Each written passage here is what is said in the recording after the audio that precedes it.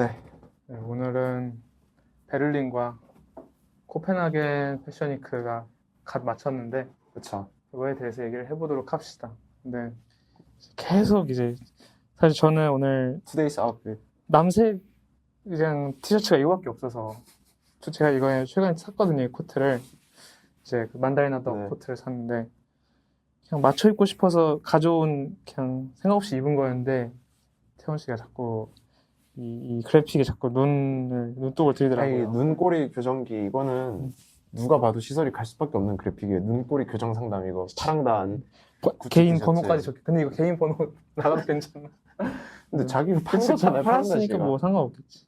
이거는 고두익 씨, 또 한때 DC 만겔에서 또 이름을 날리셨던 고두익 씨의 그래서 저희가 응애 때 이제 DC에서 날아다니셨던 분이고, 이말년의 커뮤니티 가입을.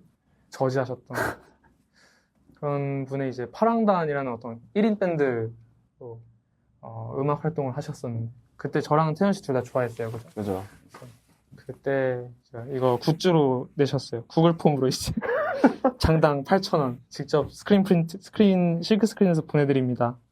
그래가지고 이게 샀었는데 아무튼 중요합니다. 오늘 모자도 새로 사고, 친구한테서. 맞아요. 얼마 전에 또 88 스케이트에서 네. 또 좋은 취지로 프리마켓을 했었는데 친구들이 그죠. 거기에서 친구가 좋은 가격에 이렇게 예쁜 모자 줘가지고 크리하여 본론으로 들어가자 하면은 이제 정규 4대 패션 위크 말고 코펜하겐을 사실 주로 다루게 될 것 같아요, 오늘. 왜냐면은 저는 이제 베를린 쇼들을 쭉쭉쭉 봤는데 어떤 한 도시에서 어떤 경향성을 가지고 있다라고 놓고 판단하기에 베를린 이번 쇼는 메가리가 없었어요. 다 그냥 각자 노는 느낌이었고 좀 촌스러운 것들도 많고 해가지고 베를린에서 막 다루고 싶은 브랜드가 아주 많지는 않았어요, 저 같은 경우에. 그렇죠. 일단 약간 베를린이랑 코펜하겐을 보면은 그 시그마의 위치에 있다는 생각이 드는 게 자꾸 어쨌든 패션판 안에서의 노동 인구 그리고 소비자 그리고 자본 토지 다 파리, 런던, 뉴욕 이쪽에 몰려 있잖아요. 그죠. 그러다 보니까 조금 더 자기만의 색깔을 가지고 있고 그런 게 이제 코펜하겐이랑 베를린인데 사실 베를린에서는 얘기했던 것처럼 뭔가 다 자기 거 하느라 바빴고 근데 제가 느끼기에는 좀 시대를 못 따라가는 옷들이 많았어요. 그래가지고 베를린은 아쉬운 게 많았고 결국에는 코펜하겐을 위주로 다루게 된다. 그래서 코펜하겐에서 공통적으로 어쨌든 많이 보이는 어떤 특성이라고 하면은 스타일링 중심으로 대부분의 컬렉션들이 전개가 된다는 점, 그리고 어떤 색감이나 복종 면에서의 사실 구별점이 제일 크죠. 다른 패션위크들이랑.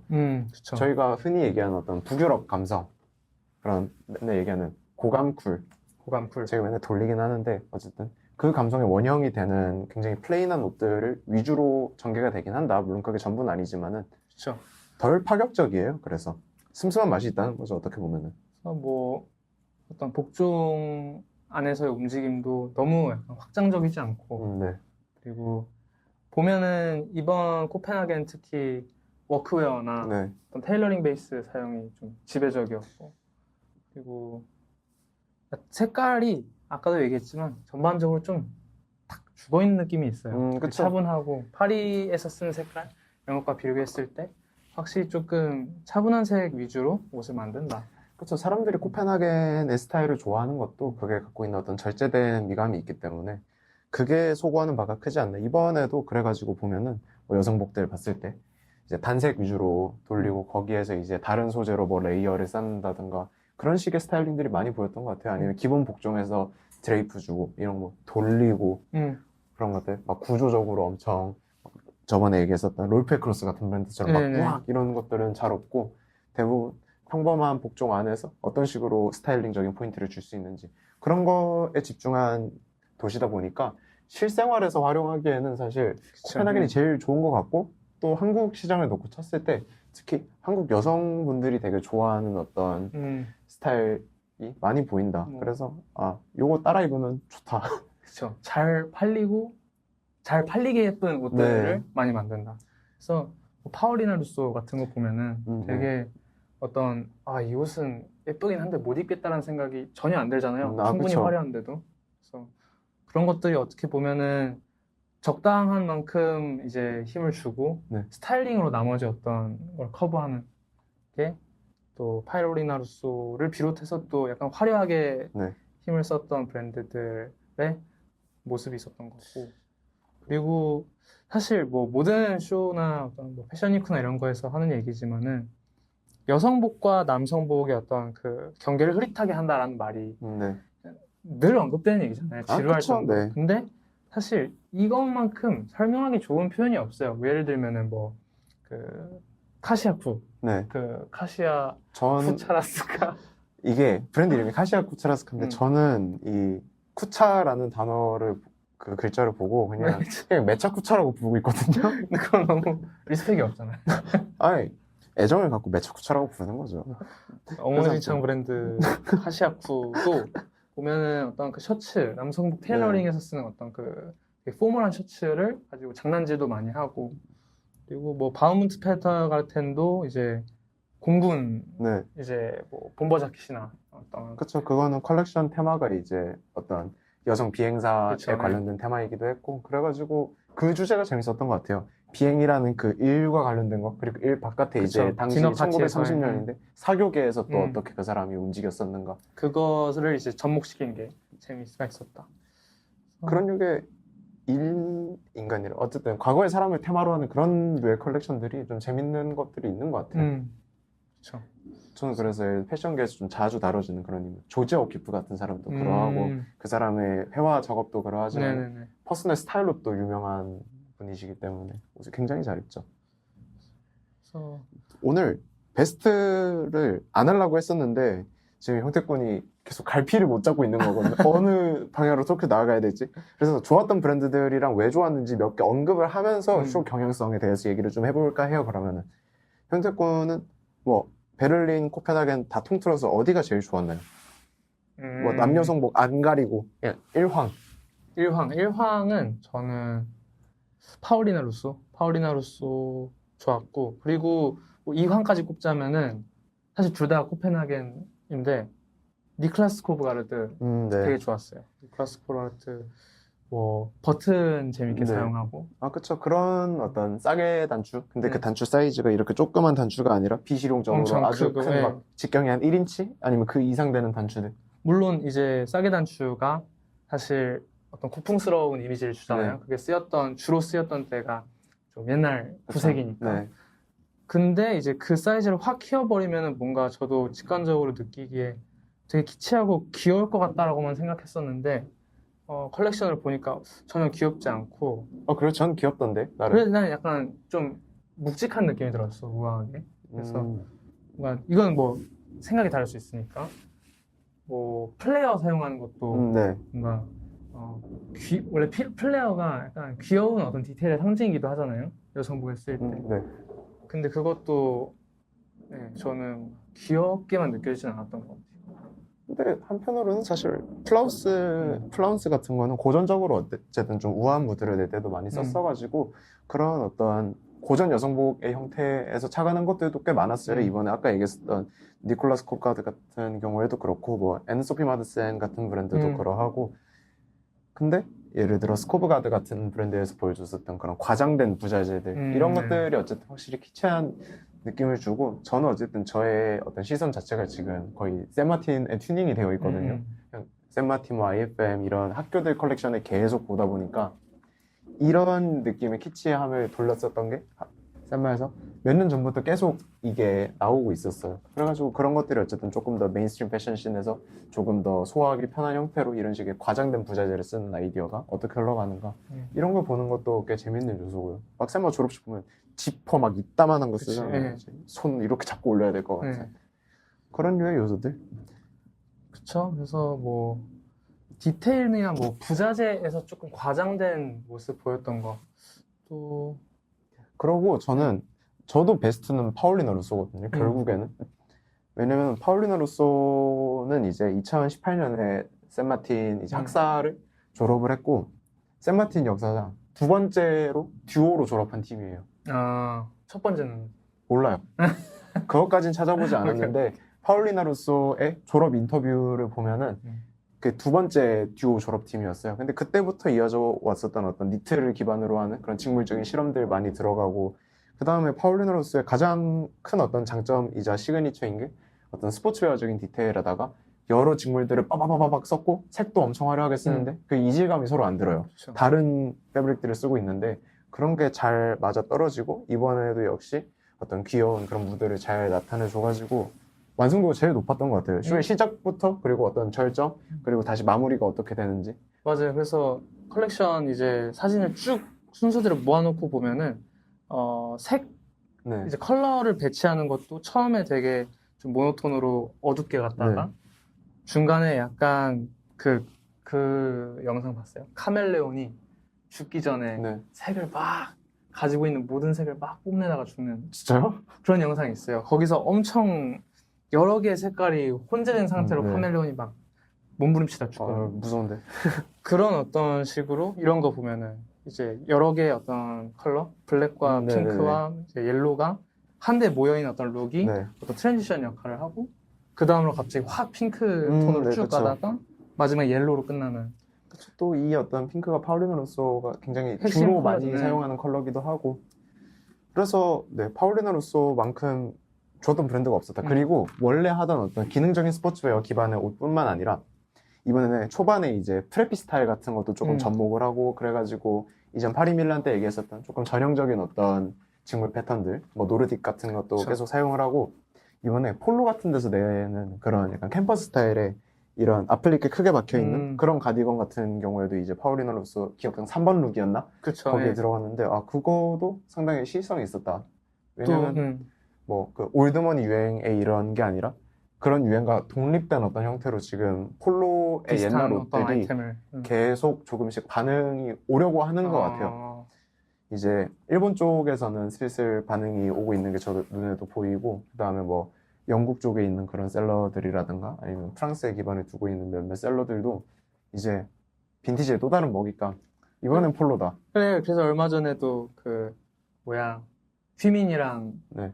뭐야 그 임플란티드 키드 하는 그 채널 있잖아요. 네, 힙합 플레이하고 힙합 팟캐스트. 팟캐스트 거기서도 KC에서 CK가 그 입고 나왔죠. 그랬나요? 그것까지는 관심이 없어가지고. 아무튼 저 파울리나 루소 정말 좋았어. 그리고 오케일루가 또 아, 쇼 그렇죠. 내내 노래도 불렀잖아요. 그렇죠. 네, 쇼 영상 보면 웃겨요. 그래서 오케일루도 이제 그 26FW 옷을 입고 한쪽 벽쯤에 어디 짱 박혀가지고 노래를 부르고 있고, 없는 공간이 비집고 돌아다니면서 모델들은 이제 열심히 걸어 다니고, 그 모습이 좀 웃기긴 했어요. 이거 쇼 아마 클립으로도 많이 돌아다녀서 영상 한번 보시면 좋을 것 같아요. 왜냐면은 또 파울리나 루소 늘 어떤 느조픽의 중심이 되는 브랜드이기 때문에 약간 지금 어떤 커머셜한 지점에서 힙스터들 아니면은 느조 여들이 좋아하는 그런 가수들이 기용을 많이 한다. 뉴진스랑도 많이 작업을 했었고, 그다음에 지금 그죠, 오케일로 같은 경우에도 제 주변 동년배 여자애들 전부 다 오케일로 그쵸. 있습니다.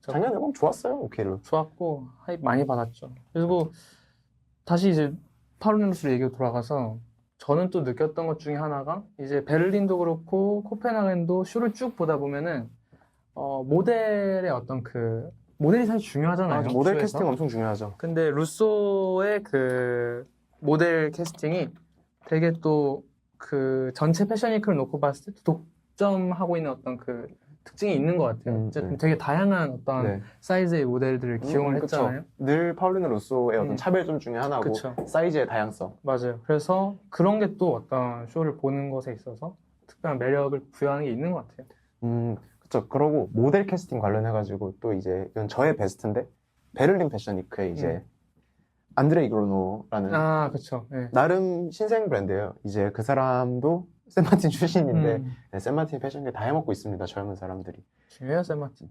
21년에 이제 코로나 때 MA 졸업을 하고 석사, 그다음에 22년에 바로 자기 브랜드 런칭을 했어요. 그래가지고 지금까지 열심히 브랜드를 운영을 하고 있고, 특이한 점은 이 브랜드 스토키스트에 한국이 주요 고객이에요. 그쵸. 스토키스트가 제가 그때 같이 봤었는데 7개가 있는데 그중 3개가 한국이에요. 네, 맞아요. 뭐 글로벌하게 뿌리는 에센스 들어가 있고 H. H. 로렌조 들어있고 뭐 일본의 그레이시랑 또 한 군데 어디 들어가 있었고 한국에 3군데예요. 에딕티드랑 그 뭐야 엠프티랑 그다음에 로우지. 엠프티는 뭐 성수에 있고 나머지는 다 압구정에 있으니까 압구정 갈 일이 있으면은 네, 그렇죠. 안드레이 그로노의 옷들을 한번 보면 좋을 것 같다. 안드레이 그로노 진짜 좋았죠. 네. 이번에 베를린 쇼가 제가 뭐 촌스럽다 별로였다라고 얘기했었던 거는 뭐랄까 그 무드 자체가 매력적이지 않은 무드가 너무 많았어요. 저희가 흔히 베를린 하면 생각하는 어떤 그 차가운 미감이 하고 그게 멋있었던 거는 한 2에서 3년 전이었던 것 같아요. 지금의 어떤 특히나 여성복에서의 중추적인 미감은 이제 귀여움이 모든 것을 지배한다는 그죠. 예. 그런 미감이 어떤 제일 패셔너블한 느낌인데 그런 거에 비해서 베를린 브랜드들은 아직까지 너무 어떤 차갑고 도회적인 느낌을 선호한다. 예를 들어 오토링거 이번 거 막 아주 대단히 좋지 나쁘지도 않았지만 그거보다 안 좋은 예시들이 너무 많은데 브랜드 명도 기억이 안 나요, 사실. 그렇죠. 이게 사실 파리에 비하면 가지고 있는 어떤 브랜드들의 하나하나의 인지도가 네. 그렇게 높지 않기 때문에 저희가 막 봐도 약간 휘발되는 게 있어요. 인상을 팍 깊게 심어주지 그쵸. 않으면은. 그리고 베를린에서 좀 보였던 어떤 경향성은 빅네임 들일수록 좀 주춤하는 경향이 있었어요, 이번에. 코펜하겐도 그쵸. 그랬었고, 예를 들어 SF 번호지도 그렇고. SF 머노지도 좀 그랬었고, 게엠베아 같은 브랜드들도 그렇고, 그런 데서 살아남은 이제 파울리네 로소가 대단한 거죠. 그쵸. 네. 그리고 그 뭐야, 란나.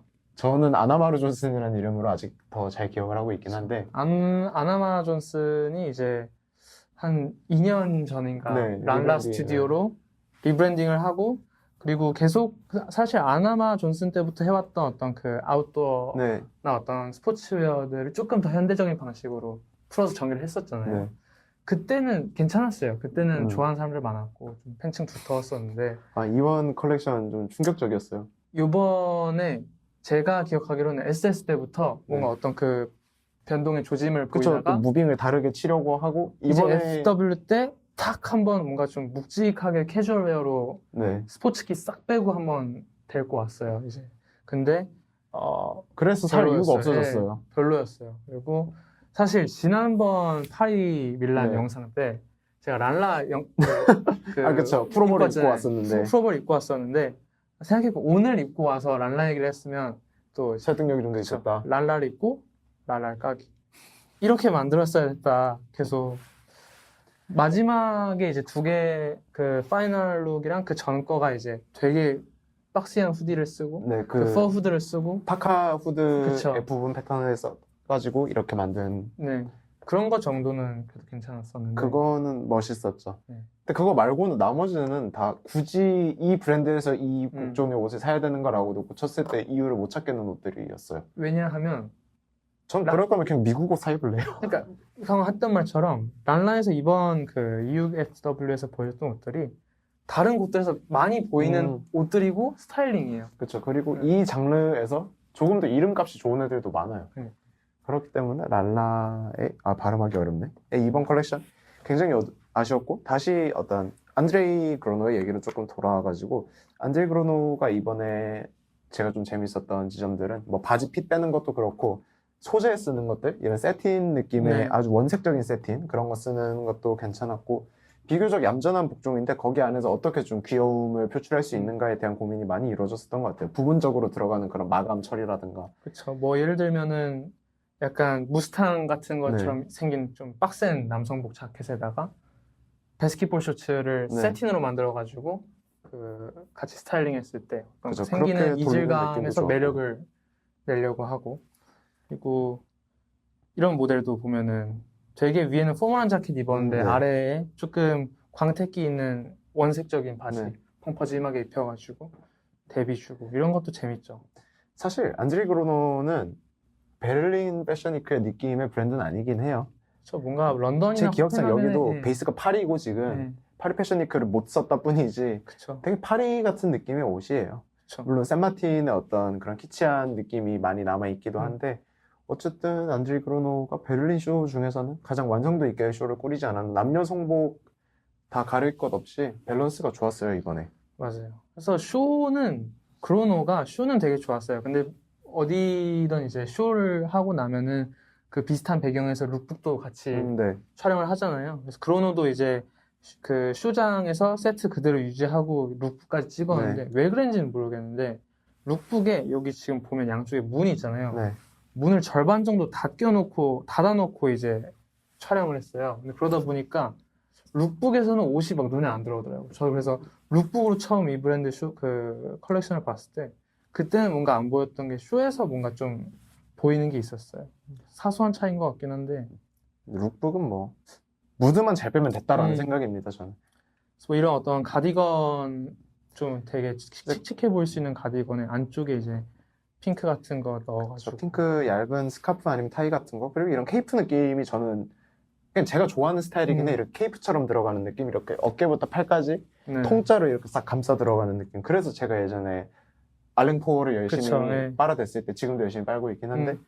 알랭폴의 옷 중에서 되게 감겼었던 게 이제 여기 목 부분에 셔링을 엄청 정밀하게 잡아놓은 그런 탑이 있어요. 네. 거기 이제 팔을 구속시키는 형태로 그렇게 입는 반투명한 어떤 옷인데, 그것도 되게 좋았었다. 그런 어떤 이런 케이프 실루엣에서 저는 늘 매력을 느끼는 것 같고, 이번 또 안드레이 옷의 좀 장점이라고 하면은, 미안한 말이지만 안드레이 옷이 아니어도 스타일링 같은 거에서 참고할 게 좀 용이하다. 많다고 생각을 해요, 저는. 그래서 이게 국내에서 특히나 어떤 여성 소비자 아니면 북유럽 미학을 좋아하는 그런 남성 소비자들이 많이 선호할 법한 그런 느낌의 옷을 낸다. 제가 북유럽 보이들을 굉장히 많이 돌렸었는데, 걔네들의 옷 스타일을 돌린다기보다는 사실은 그 어떤 소비 태도? 소비의 태도, 그리고 그거를 조장하는 몇 명에 음. 대한 어떤 고가움이었던 거지. 북유럽 미학을 싫어하는 사람이 어딨어요. 뭐 가구 같은 것만 해도 그 스칸디나비아 미학이라는 게 그쵸. 괜히 나온 그 물로켓이 아닙니다. 스칸디나비아 얘기는. 그리고 이번에 그 안드레이 바지핏, 저는 이걸 얘기하고 넘어가야겠어요. 그 짤뚱? 2016 패션 때 제가 이제 다시 모내기 네. 이런 밑에서 좀 조여주는 아니면 삐오브 갓이라든가 그런 것들이 연상되는 느낌에 대해서 얘기를 했었는데, 안드레이도 그렇고 이번에 다른 코펜하겐 베를린 브랜드에서도 약간 특징적으로 보이는 부분이라고 하면은 발목을 조이는 실루엣들이 좀 다시 많이 등장을 했어요. 그쵸, 그거를 뭐 슬랙스 같은 걸 붙여 안 쑤셔넣든 아니면 밑에 시보리를 잡아가지고 하든. 마크에서도 네, 이제 그쵸. 시보리 줘서 잡은 다음에 살짝 트위스트 돌려가지고 네. 퐁퍼짐하게 됐던 그런 바지도 있었고 좀 여러 곳에서 그런 어떤 디테일들이 쓰이는 것 같아요. 그래서 남자 바지핏 같은 경우에도 이번 어쨌든 코펜하겐 패션위크 그리고 베를린 패션위크의 위주로 서는 그런 브랜드들이 보여주는 남성복의 바지핏은 대개 어쨌든 스트레이트 핏에 기반을 한 경우들이 많고, 비슷한 레퍼런스를 놓고 친다면 저는 그 허스밴드라는 파리의 브랜드가 있어요. 네. 그런 허스밴드 같은 데서 내는 스타일의 슬림 스트레이트와 어떤 스트레이트를 오가는 그 정도의 핏이 지배적이긴 했었다. 테일러 베이스로 움직이는 애들 중에서는. 네네. 남성복, 그리고 뭐 다른 어떤 기조를 놓고 치자면은 역시나 밀란이나 파리 맨즈웨어랑 크게 다르지 않게 스카프, 뭐 형태 씨는 이제 매듭이라고 표현을 했었는데, 그런 것 갖고 목 주변에서 계속 돌리고 뭐 그쵸. 망토처럼 하고, 그거는 여전히 많이 보였다. 뭔가 목에서 시작되는 디테일이 여러 개가 있었어요. 뭐 어깨로 확 넘겨버린다든지 아니면은 묶어가지고 여기에 놓던 아니면은 이제 그 보면은 그런 것도 있어요. 이제 넥타이에 변주를 주는. 네. 그래서 넥타이가 연장이 되어서 이제 튜브탑으로 변한다거나 아니면 넥타이를 같은 원단 셔츠에 커프스를 이제 기계 늘어뜨린 형태로 그죠. 변주를 준다던가 그런 어떤 브랜드들도 많이 있었고, 그래서 목에서의 어떤 변주가 특히 코펜하겐에서도 좀 나타나는 면이 있다. 그렇죠. 코펜하겐이 그래도 베를린보다는 조금 더 어떤 메인스트림 패션 따라가는 도시들의 게 있어요. 가까운 네. 흐름을 조금 더 보여주긴 해요. 물론 그 무빙이 약간 다르긴 합니다. 독자적인 그런 슴슴한 무빙을 늘 네네네. 펼치기는 해요. 예를 들어 파리나 런던 등에서보다 직물이 덜 지랄나 있고 디테일 같은 것들도 많이 좀 덜어낸 편이어서 소위 말하는 그 담백한 패션을 그쵸, 네. 선보이긴 하죠. 그런 점이 근데 일상복으로 입기에는 너무나도 좋다. 그리고 코펜하겐에서 보였었던 또 다른 어떤 특징들이라고 하면은 여성복에서 특히 이번에 워크웨어를 좀 많이 채용을 했어요. 그쵸. 뭐 알라이유라고 하는 브랜드인데 거기가 이제 그 사실 ABC 네. 순서로 나열이 그래서 되잖아요. 쇼를 정렬을 했을 때 그쵸. 제일 먼저 보게 되는 그쵸. 쇼가 빅쇼인데 거기 알라이유가 이제 첫 한 5개 룩 정도가 그 프렌치 워크웨어 네. 베이스로 나오잖아요. 그쵸. 그 프렌치워크 자켓 네. 하면 저희가 생각하는 물 빠진 그 어떤 인디고의 인디고, 색감 네. 그리고 그 벙벙한 느낌 그쵸. 그런 거를 베이스로 해가지고 전개돼서 첫인상에 각인 효과가 좀 세게 남았던 것도 그쵸. 있지만은 다른 브랜드의 다른 룩에서 놓고 보더라도 아까 얘기했었던 뭐 공군의 그런 그쵸. 바우먼트 때 들어가는 거. 네. 에서 모티프를 딴 것들도 많고 그쵸. 네. 다른 복종들을 놓고 보더라도 워크웨어 아니면은 조금 더 완전 슬릭하고 화성 기반의 아웃도어 제품들 말고 조금 네네. 전통적인 아웃도어 제품들 있잖아요. 뭐 낚시나 사냥 같은 데 쓸 법한 그런 복종들 밀리터리 기반의 여성복들이 되게 많았어요 이번에. 저 스텔이라고 이제 네. 베를린에서 썼던 브랜드인데 정확하게 기억 안 나요 지금. 네. 저희가 계속 두 개를 같이 보다 보니까 스텔 같은 경우도 사실 룩북 자체가 막 그렇게 좋진 않았어요. 네. 근데 거기도 되게 적극적으로 밀리터리랑 워크웨어 요소를 이제 어떻게 하면 또 여성복의 형태로 바꿀 수 있을까 고민을 한 게 보였고, 물론 과도기적인 면이 있어서 평이 좋은 것 같진 않지만 스텔은 저도 별로긴 했어요. 근데 그런 어떤 워크웨어나 아웃도어적인 모티프 돌린 홀스와일러에서 그쵸. 이번에 저는 네. 그걸 되게 잘했다. 많이 덜어내고 우리가 이거 아웃도어 베이스네? 라고 인식할 수 있을 정도의 최소한의 디테일로 룩들을 구성을 했어요. 그쵸. 홀츠와일러는 거의 뭐 헬릭 비스코브랑 같이 그거죠. 그 오래 하셨죠? 터줏대감이죠. 네. 터줏대감. 네. 코펜하겐 투탑 오래 하셨죠? 저 이번에 또 코펜하겐은 20주년이잖아요. 아, 그래서 그래요? 또 어떤 상징적인 또 패션위크를 가지고 있는데 그거 치고는 뭔가 임팩트가 좀 그러니까, 덜했던 네. 것 같긴 하지만은 예를 들어 또 한때 많은 사람들이 좋아했었던 선플라워 이번에 선플라워. 개죽 썼다. 그쵸. 선플라워가 늘 어떤 새로운 방식으로 남성성을 네. 보여주는 브랜드인데 사실 이제 보다 보면은 예전의 선플라워 쇼들을 보면은 지금 좀 많이 힘이 빠져 있는 것 네. 같아요. 어떤 그 쇼 세트장의 구성부터 해서 아쉬운 부분이 좀 많이 남는 게 있었고. 그리고 그것도 있는 것 같은 게 한국에서 선플라워가 국소적으로 유행했었던 거는 우리 코드 콘스트 씨의 덕이 크다. 그쵸. 네. 그 뭐야 빨강색 자켓 있잖아요. 네, 인스타 그- 입고 올린 거. 한때 그게 이제 에딕티드에서 또 반영을 했었잖아요. 선플라워 계속 반영하고 있는 걸로 코드 알고 콘스트 있는데. 씨도 아마 에딕티드에서 샀을 그쵸. 거예요. 그냥 놀러 나가가지고 압구정 가서 딱 사고 딱 입고 인스타에 딱 올리면은 이제 반응이 팍팍. 저도 그때 그 코쿤이 입었던 그 빨간색 자켓 네.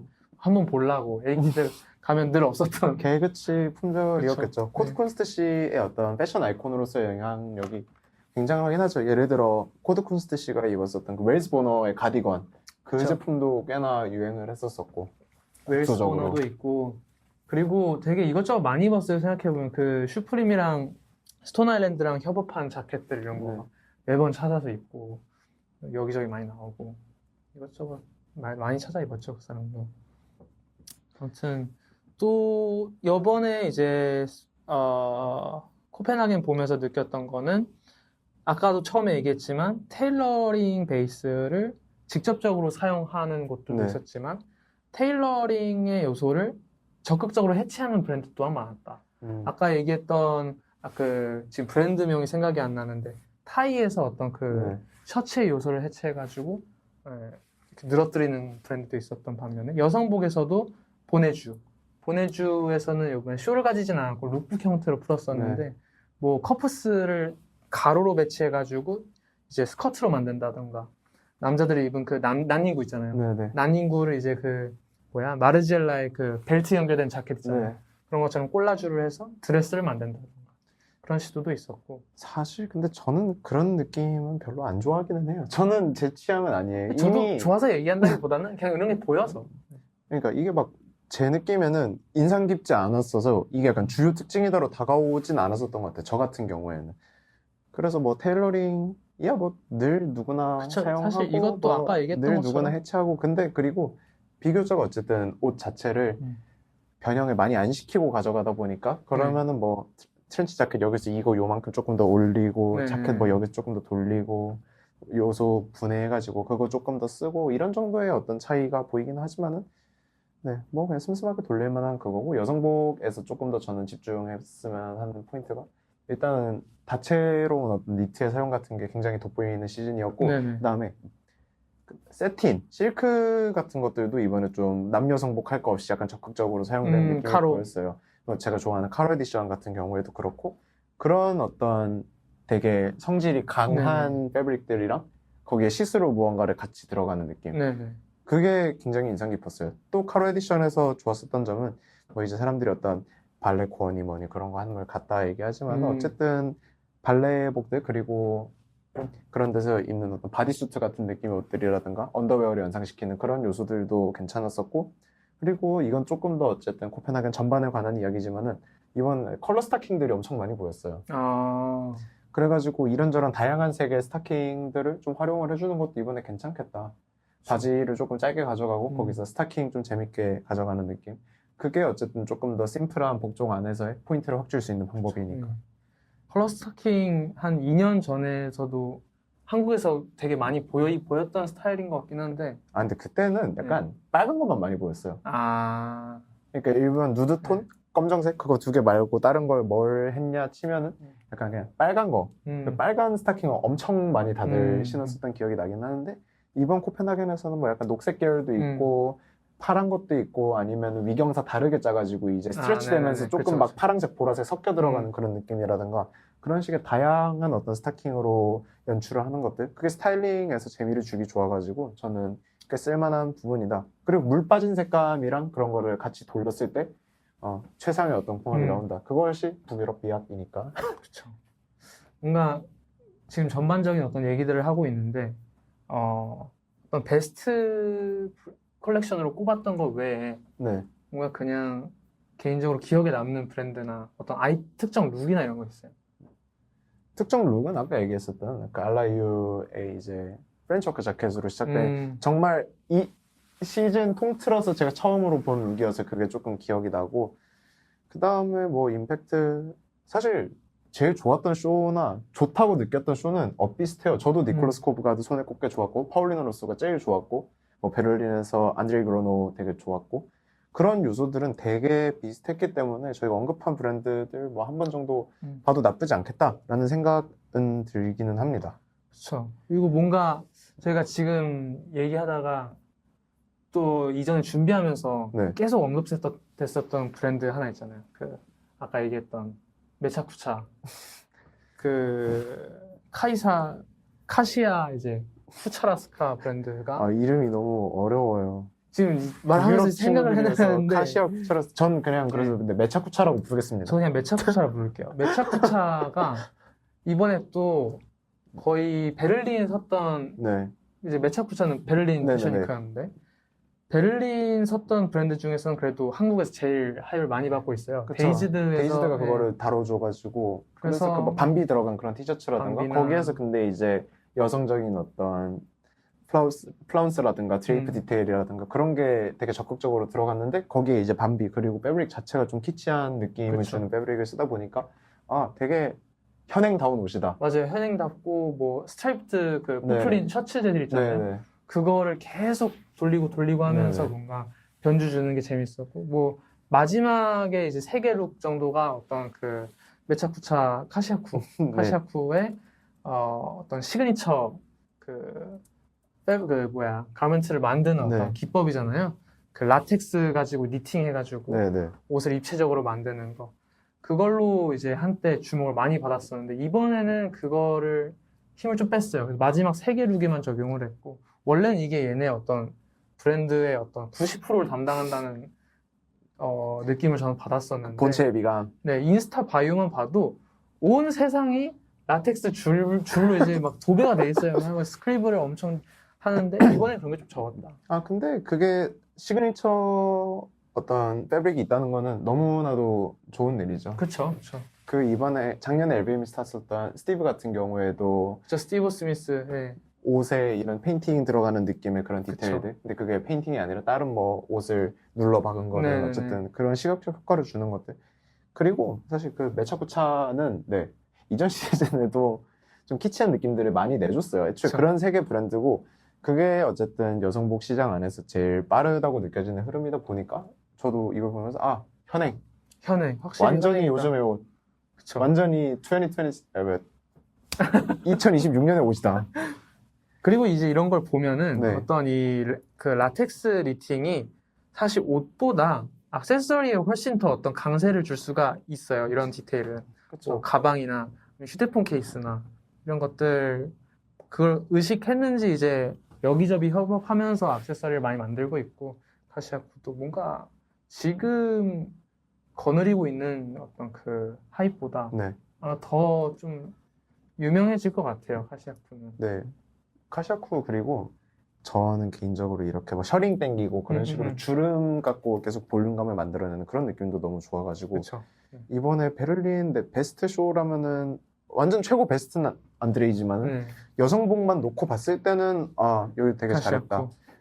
그렇죠. 옛날에 제가 오토링거에서 느꼈었던 어떤 기분 좋음이 조금 더 사람들한테 친숙하고 귀여운 방식으로 드러나지 않았나 싶은 느낌이 들어요. 오토링거라고 느꼈었던 거는 이렇게 줄 같은 거 늘여놓는 그런 느낌의 디테일들도 좀 많이 사용을 해가지고 그렇구나. 그래서 아마 영상 쭉 보면은 제가 좋아하는 스타일이 뭔지가 좀 보일 것 같아요. 파울리나로서 안드레이 그로노, 그다음에 뭐 카샤쿠 이런 식으로.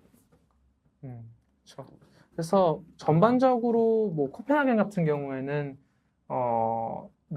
정제된 느낌을 어느 정도 받았어요. 저는 뭐 아까 처음에 얘기했던 컬러에서 느낀 것도 네. 있고 지난 영상에서 밀란도 어쨌든 되게 포멀하고 네. 전반적으로 정제된 어떤 패션위크가 전반적으로 보였었는데 그것과는 또 다른 느낌이죠. 코펜하겐은. 근데 또 코펜하겐 미감의 어떤 중추적인 그거는 결국에는 그 무채색 중심으로 그쵸, 가는데 네. 거기에 원색으로 된 거. 뭐 늘 하던 거라서 이제는 조금 질리는 느낌도 있긴 한데 뭐 그런 거 있잖아요. 그레이에 빨강색, 뭐 블랙에 터콰이즈, 네이비에 그쵸. 터콰이즈, 아니면 뭐 빨강에 하늘색. 그렇죠. 빨강에 하늘색, 아니면 뭐 핑크에 옐로. 근데 둘 다 픽기랑 그런 거 쫙 빠진 느낌으로 그런 식의 어떤 색감 놀이들 많이 보였는데 네, 그거는 뭐 사실 예년에도 그랬고 뭐 한 10년 전에도 그랬을 거고 얘네들만의 미감인 것 같아요. 그쵸. 눈에 확 띄지 않는 그 느낌이. 네. 패션적인 어떤 최소한의 포인트를 주기 위한 원색적인 컬러들을 사용을 했지만 지금 제가 입고 있는 것처럼 막 야! 이러진 않잖아요. 그래서 뭔가 어떤 그 선형적으로 이 4대 패션위크와 그 주변에 있는 어떤 네. 뭐 마이너라고 할까요? 네. 패션위크들을 놓고 보면은 지금까지 제가 본 것만 봤을 때는 코펜하겐과 파리 사이의 어떤 지점이 딱 어떤 유행을 가장 잘 설명할 수 있는 것 같아요. 그래서 코펜하겐보다 살짝 더 힘이 들어가고 네. 파리에서는 조금 더 눌러줘야 음흠. 지금 어떤 사람들이 가장 좇고 있는 어떤 지점이랑 부합한다. 그죠, 그죠. 그래서 오늘 영상은 네, 한 요 정도까지 이렇게 하면 될 것 같고 전반적인 어떤 코펜하겐이랑 베를린 패션위크에 대한 저희 감상이죠. 분석보다는 감상에 가까웠던 그쵸, 것 네. 같아요.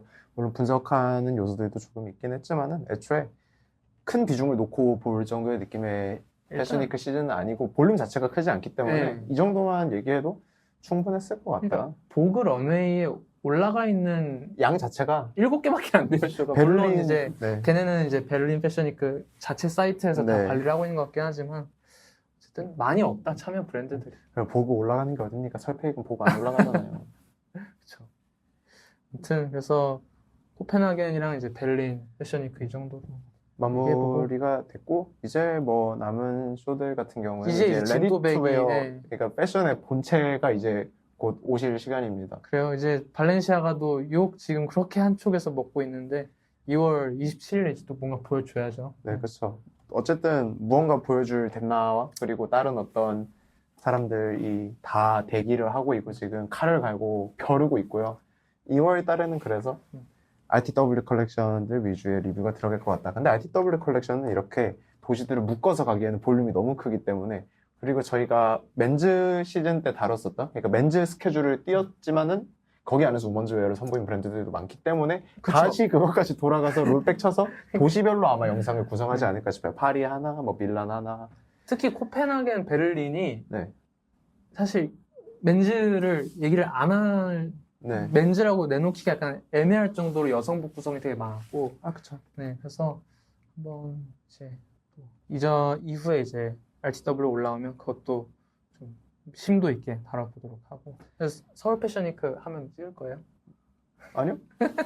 왜 찍어요? 오케이, 그러면은 서울 패션위크는 이제 댓글로 찍어달라고 하면은 저희가 생각해보고. 저희라고 하지 마세요. 저는 설페익 안 찍을 그럼 제가 거예요. 개인 영상으로 찍어보도록 하겠습니다. 저는 설페익 아니 근데 그랬잖아 아까 그 설페익이 잘하면 베를린 따라잡을 수 있겠다. 네, 마무리하기 전에 이 얘기를 그럼 조금 네. 하고 마무리할까요? 도파민용 얘기인가요? 그러니까 또 진지한 톤의 얘기를 해버리는 것 같은데 서울 패션위크를 보면은 그 누구도 입지 않고 그 누구도 관심을 갖지 않지만은 누군가가 돈을 쓰고 있고 그 나이는 대부분 이제 어떤 패션과 거리가 먼 사람들의 돈으로 돌아가고 있는 그런 브랜드들이 있어요. 아 그렇죠.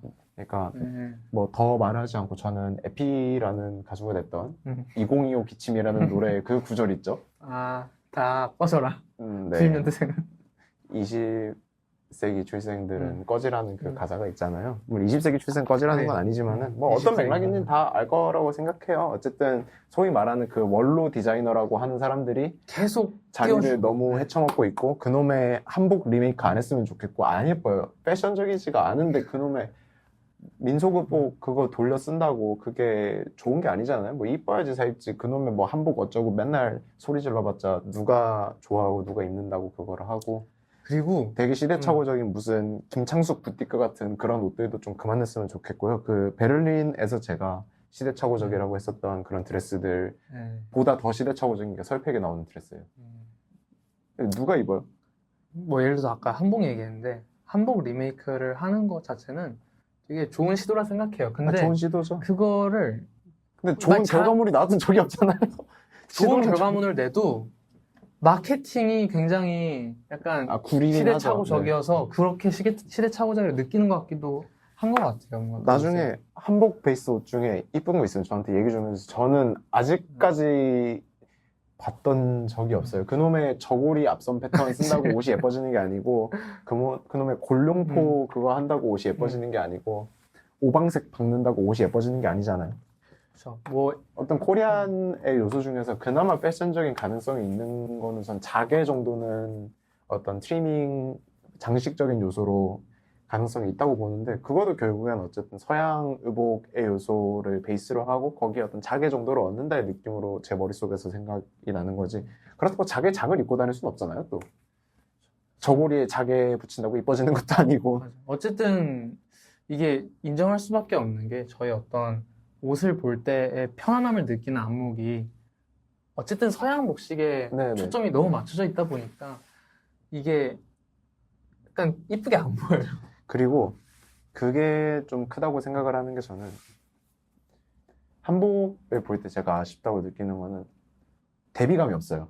그러니까 예를 들어 네. 어디가 밑에가 펑퍼짐하면은 위가 예를 좁혀지고 들어 서양의 드레스 같은 경우에는 밑에가 이렇게 펑퍼짐하면은 그 대비감을 극대화하고자 네. 비스티에 코르셋 같은 걸로 위에 쫙 싸매고 위에가 엄청나게 좀 볼륨이 있고 그러면 밑에 바지를 슬림 스트레이트라든가 그런 느낌으로 빼고 하는데 한복들은 어쨌든 신체의 형태에 맞춘 재단보다는 평면 위에서의 어떤 제가 한복을 잘 몰라서 이 패턴에 대해서 이렇게 얘기를 하는 걸 수도 있지만은 제 눈으로 보고 이해되는 바로는 한복의 패턴 어쨌든 일본 옷들도 거의 유사한데 뭐 동아시아 옷들이 다 그렇죠. 근데 패턴이 아주 평면적이고 그거 그냥 짜면은 어떻게 보면은 패턴 메이킹의 기술에서는 좀 원시적인 형태의 옷들이 많다 보니까 근데 그걸 실루엣이 그거에- 예쁘게 나오기 어려운 것 같아요 저는. 그리고 그거의 어떤 이미 어떤 그거의 이미지는 기모노가 먼저 다 가져가 버렸어. 그렇죠. 그런 서양에서. 어떤 오리엔탈스러운 신비로움은 일본 애들이 브랜딩을 너무 잘해서, 지리게 네. 해버려서 뭐 기모노 슬리브란 말도 있잖아요. 애초에 그 그쵸, 네. 형태의 옷들은 다 이제 기모노 슬리브라고 저희가 부르는 것처럼 맞아요. 한판.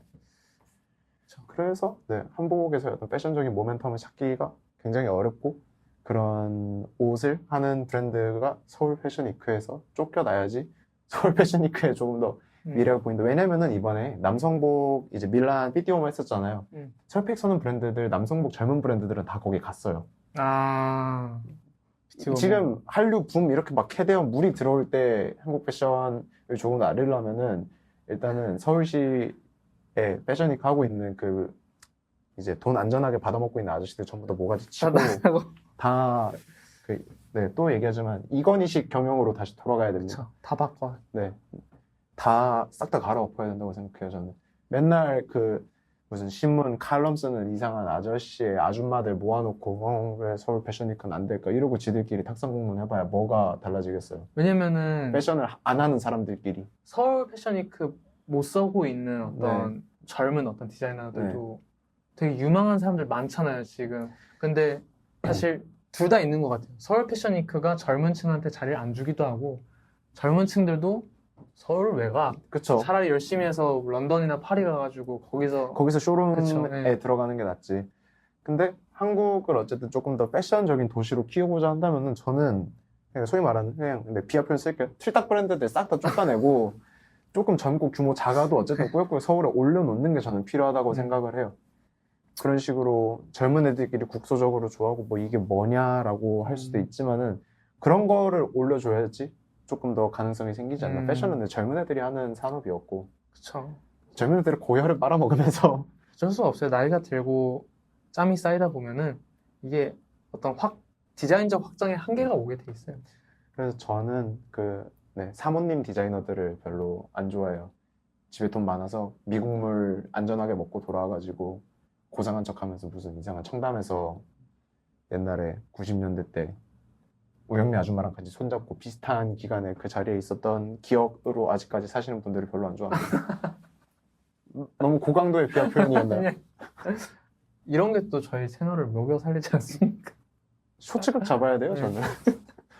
그래가지고, 오늘 이제 뭐 한복과 설패기 까는 걸로 이렇게 얘기가 마무리가 되긴 했는데. 그래서, 그리고 이 어떤 패션위크에 대한 얘기가 댓글은 또 되게 많이 달아주시는데, 조회수는 또 늘 미미합니다, 이게. 어쨌든. 근데 저는 늘 그렇게 생각해요. 우리는 하방이 탄탄하다. 그쵸. 그거는 되게 좋은 것 같아요. 진짜 감사한 일이죠. 그래서 RTW도 그래서 진행하면은 어떤 하방은 이제 보장이 되지만 또 어떤 도파민성 콘텐츠가 필요한 시점이기도 해요. 그쵸. 근데 이번 영상도 그렇고 다음 영상들도 그런 게 저희 채널의 대부분은 어쨌든 남성 시청자잖아요. 근데 이제 여성복들을 계속 다룰 거니까 그거에 대해서 얼마나 관심을 가질지 모르겠지만 마지막으로 어떤 정말 찐막 당부의 말씀 같은 느낌으로 얘기를 하자면은 늘 제가 주창하는 바지만은 남자들도 여성 패션쇼를 봐야 된다. 그리고 남자 패션쇼보다 여성 패션쇼를 조금 더 많이 보는 게 좋다. 내가 옷을 잘 입고 싶으면은. 그쵸. 애초에 그 가능성의 범주 자체가 너무 다르기 때문에. 그리고 패션적인 어떤 그 트렌드의 속도? 이런 것들도 저도 막 트렌드 싫어. 트렌드 안 따라갈 거야. 이렇게 외쳤던 시기가 있긴 했었는데, 그러면서 결국에 트렌드의 영향권에서 벗어날 수 없었고, 패션은 어쨌든 그 변화라는 거를 상정하고 있는 산업이기 때문에 트렌드를 쫓아가는 거는 의미가 있는 일이다. 그리고 남성복보다 여성복에서 가져올 어떤 시각적인 재미 요소들이 너무 많아요. 그쵸. 그래서 저 여성복도 저도 뭐 늘 얘기하지만 요번에 이제 제대로 다시 보기 시작했으니까 도파민 역치가 낮아졌다가 낮아진 상태에서 보니까 되게 재밌는 게 많다. 물론 지금 맨스웨어 시즌이긴 하지만 계속 여성복을 내고 있잖아요. 그 여성복 같이 보여주고 있잖아요. 보면 재밌다. 아무튼 RTW 쇼 오면 또 다시 저희가 잘 준비해서 돌아오겠습니다. 그래서 여성 레디 투 웨어로 돌아오고 뭐 가능하다면은 저희의 이제 개인 영상들도 할 것이고 그리고 마무리하기 전에 맞다. 그쵸.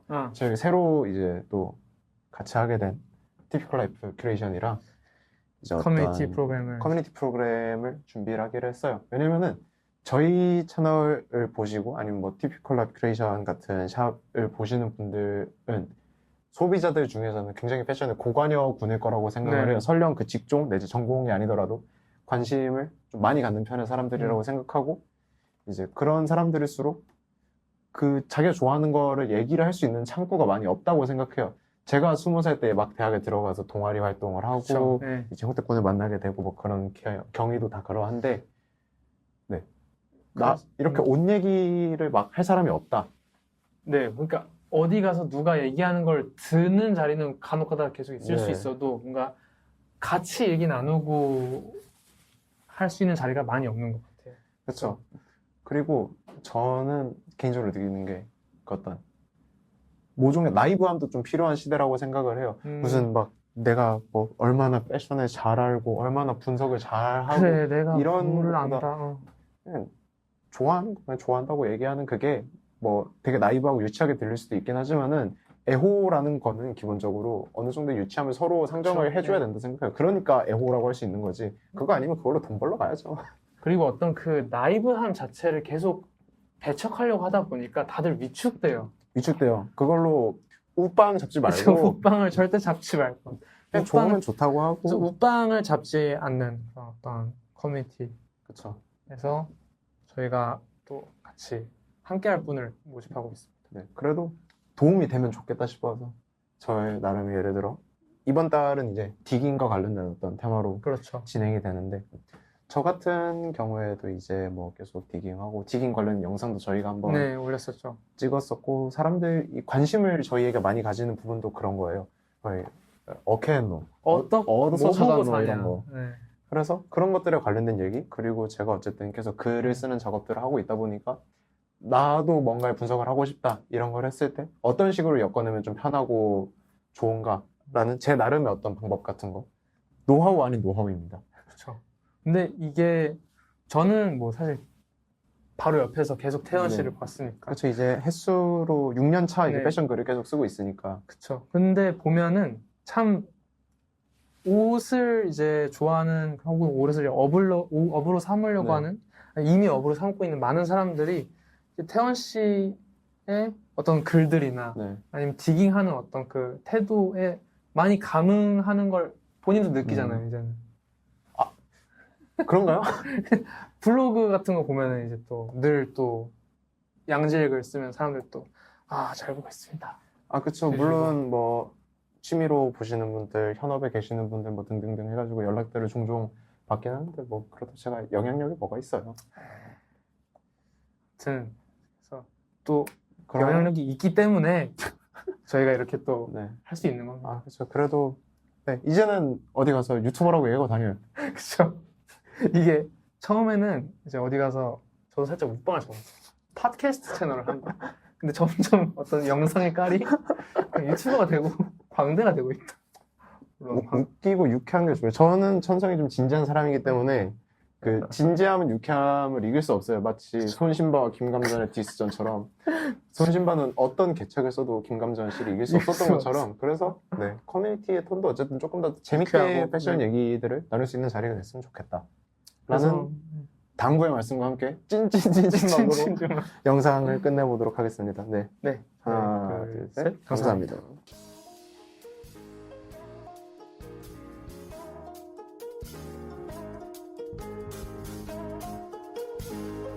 출입문 닫습니다. 출입문 닫습니다.